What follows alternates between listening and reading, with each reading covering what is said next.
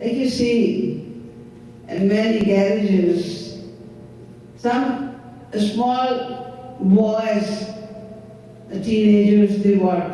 They are not educated. They work in the garage. You take your car, within no time, they will see some bolt, some screw and fix it up within 5-6 minutes, and they will go. They will say, "Oh, now your car is fixed." But if someone passed the engineering in the university, he has knowledge, theoretical knowledge of the mechanism of the car, but he never made a car. You go to him, he cannot fix up the car. Because he does not have the practical knowledge. He has the knowledge of theory only. In the same way, if someone is well conversant with the Vedas, with the other scriptures, but he has no practical knowledge, then he cannot lead us towards God. We have to have a Shrotriya Brahmanishta Mahapurush. Although Brahmanishta Mahapurush is enough, but we need Shrotriya also, because if we have any question, any problem, then he can solve it.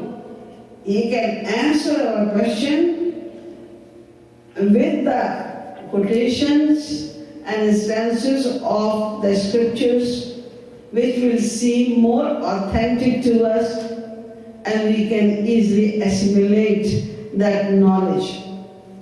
That's why our scriptures say that surrender yourself to His saying, who is Shrotriya plus Brahmanishta Mahapurush.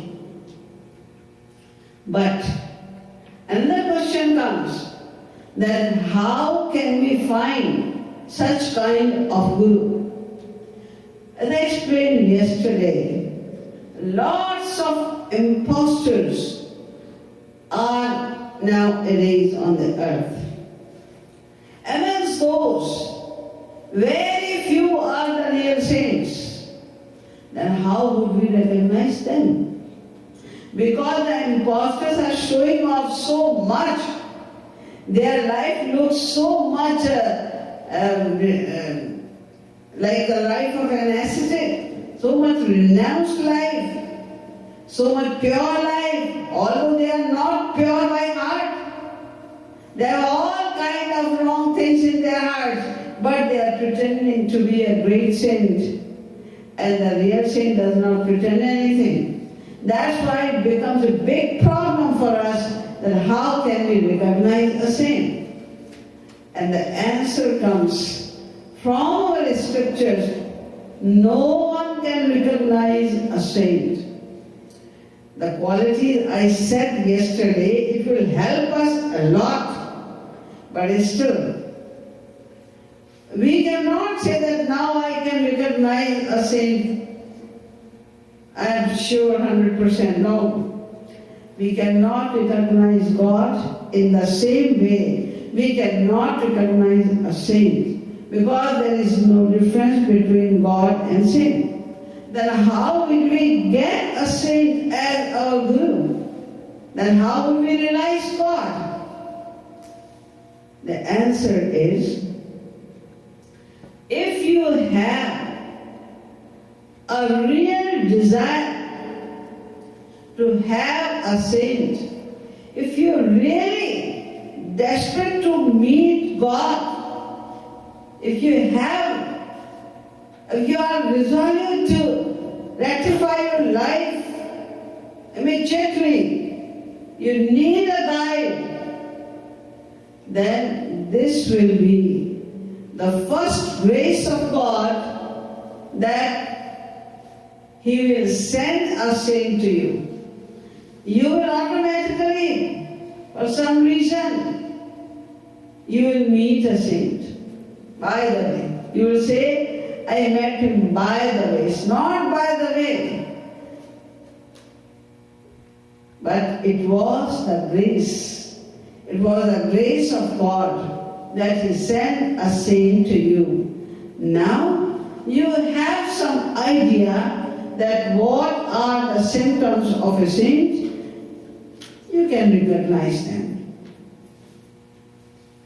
If you get a saint as your guru, suppose you got a saint, and you are finding all the symptoms of a saint, now you want to choose him as your guru, then what should we do?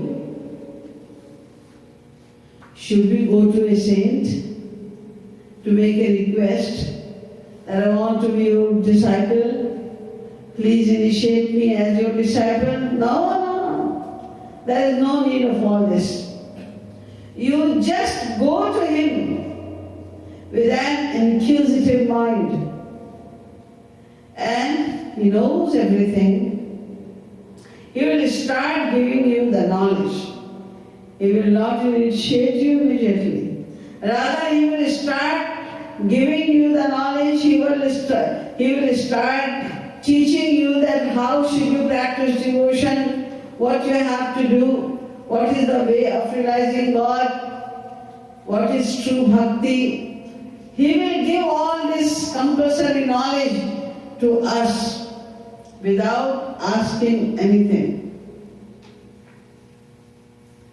But, like you see,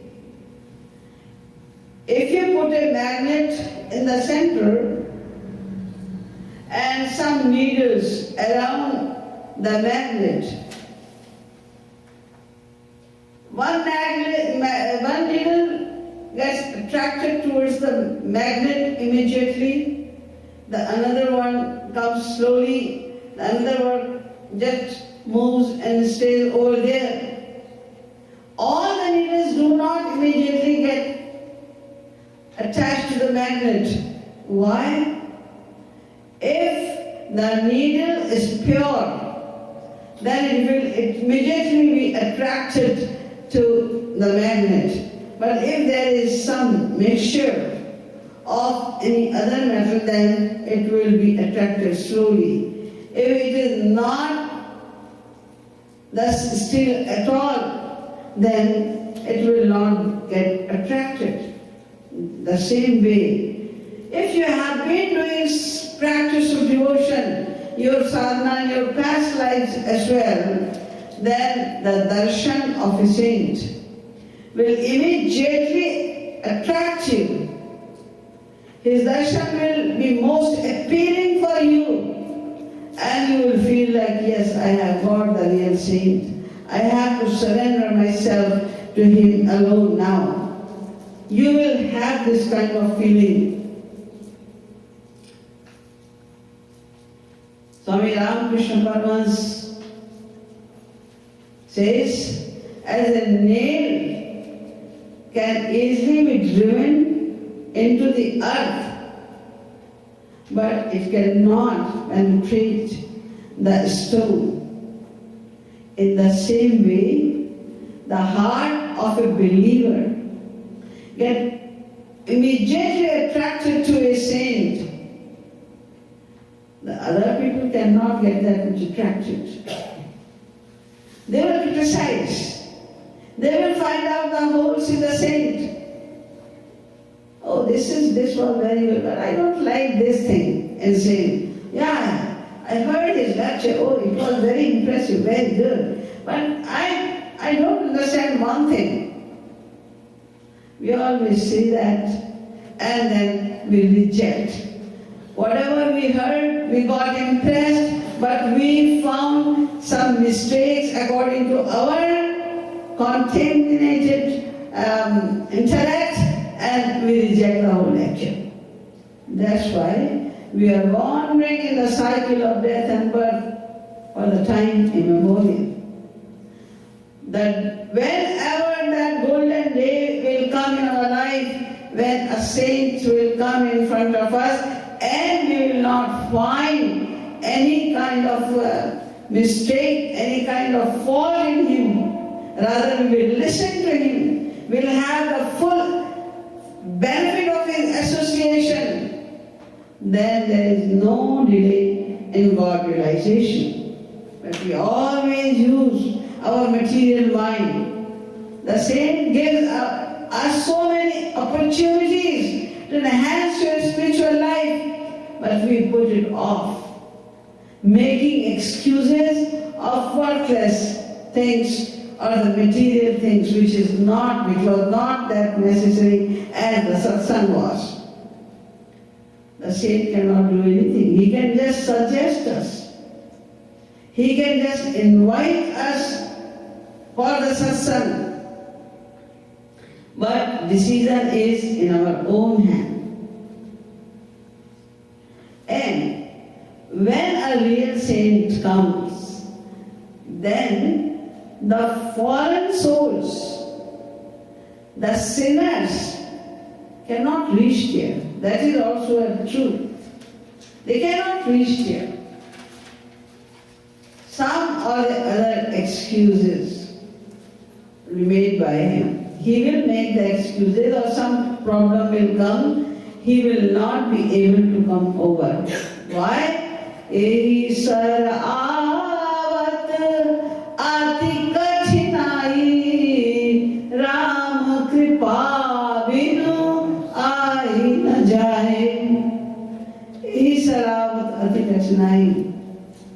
It's very, very difficult path. When you tread on the path, it is very easy. But to tread on the path, to come towards that path, is very difficult. And without the grace of God, one cannot choose the path of devotion. One cannot tread on the path of devotion. See, this program is going on over here. People know that some precious knowledge is given in this temple these days. Somebody has come to give this knowledge. But why only few people are sitting over here? You just announce a film actor is coming here. He will not give any update to you. He will not give any lecture. He will just come and he will act in a weird way. And you will have no room for the people to stand.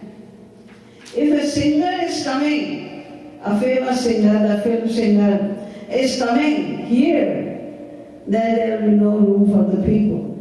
So much crowd will be here. But if the spiritual program is going on, some deep knowledge is given about the devotion, etc., then only very fortunate people come over here. Only the fortunate ones will come, who are really willing to know about God.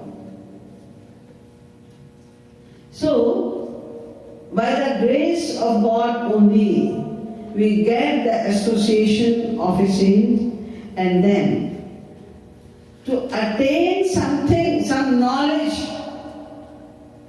and proper guidance from a saint, what should we do? Arjuna asked the same question to Lord Krishna, that how should we behave with a saint if we want to choose him as our guru, then how should we behave? Then he says, he gave the answer in Gita, tad vidhi pranipatena pariprasnena sevaya upadechanti te jnanam jnaninas tattvadarshinam. Tad vidhi pranipatena. He said, number one, when you go to a saint, then you should be surrendered. Your mind should be surrendered to him. What does it mean?